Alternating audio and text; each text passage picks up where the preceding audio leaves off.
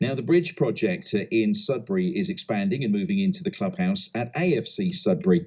The project supports disadvantaged adults in the town, and the new premises mean they can offer culinary training, a dementia cafe, pottery activities as well.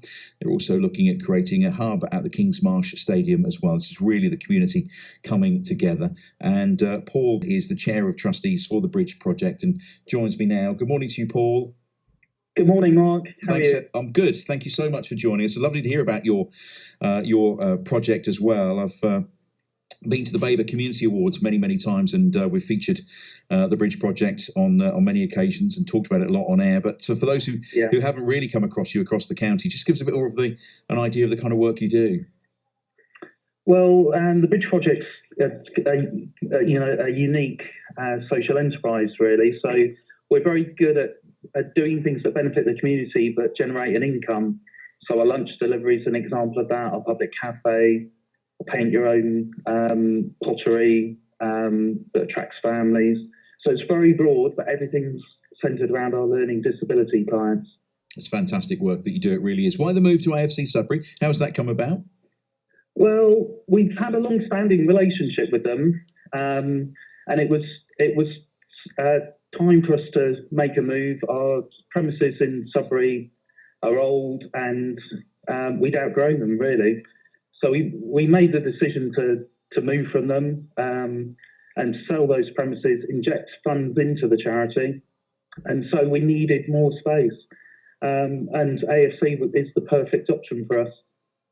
And will they be helping you with some of these projects? Will there be some interaction between the staff, the players, and you guys?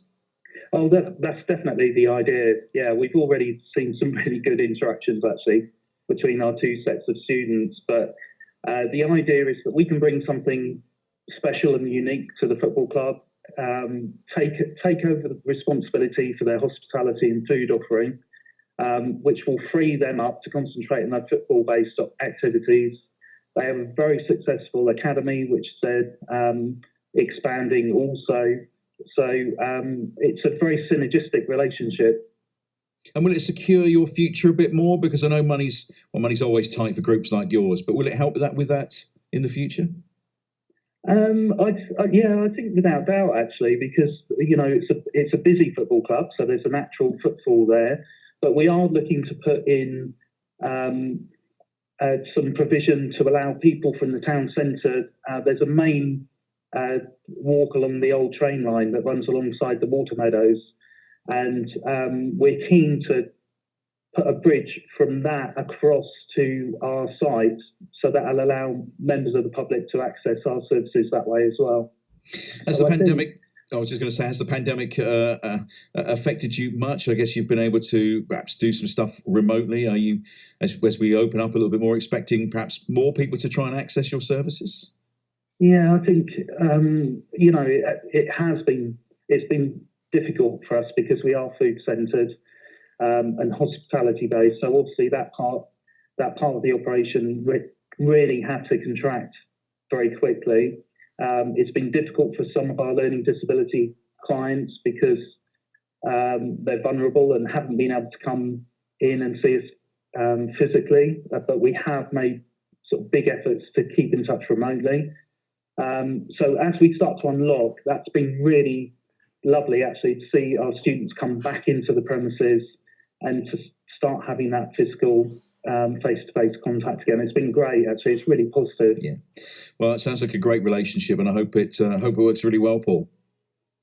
Oh yeah, I'm sure it will. Yeah, and I think it's I'd like to say as well, a big thank you to our staff, our volunteers, our clients, our suppliers, because everyone's worked incredibly hard over this last year, and it's really paid dividends. We've spent a lot of time working on ourselves during this time as well, and the last 6 months in particular have been incredibly intense, and the trustees have worked very hard as well. So, a big thank you to everyone, because it's really paying off. Good stuff. Really nice to catch up with you, Paul. Thank you very much, Paul Mackman, Chair of Trustees for the Bridge Project in Sudbury, now going to be based at AFC Sudbury's clubhouse, and a great relationship, as you heard there, being formed.